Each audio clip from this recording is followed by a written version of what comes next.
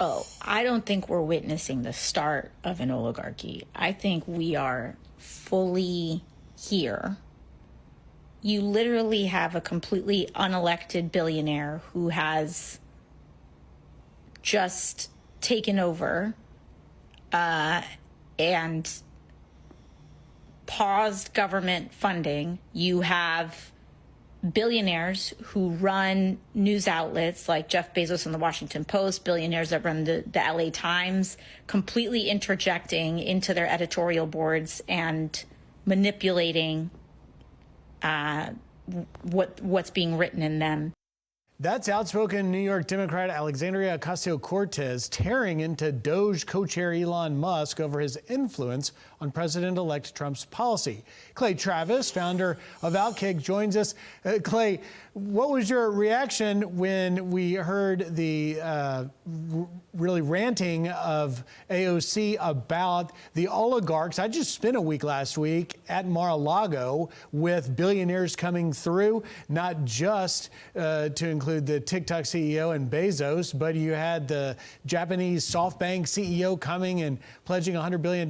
Clearly, the economic center of the universe seems to be running through Mar-a-Lago, not Silicon Valley, but yet obviously AOC really upset about the influence of billionaires.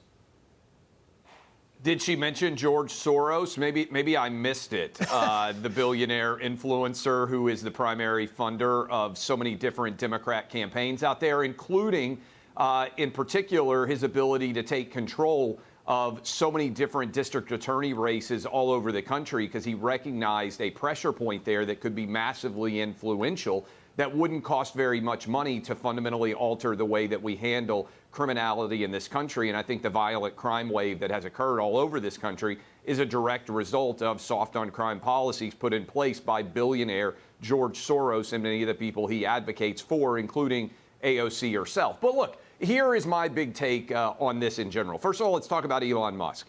He decided he wanted to be better at building cars than 100 years of car history based on the combustion engine, and he did it with an electric vehicle. That seems pretty impressive. The marketplace has rewarded his ingenuity, as it should, for that. He also decided, hey, you know what? I think I can send rockets to space better than NASA can, which had a 70 or 80-year head start on him. And guess what? He's done it more efficiently, more affordably, and to such an extent that we have astronauts trapped on the International Space Station right now that we have to rely on Elon Musk to go and rescue them. So he's done better at redefining the car. He's done better at rocket ships. I kind of trust him to be able to handle a media company. And she talked about the owner of the LA Times. I think you can also put in there Jeff Bezos, the owner of the Washington Post.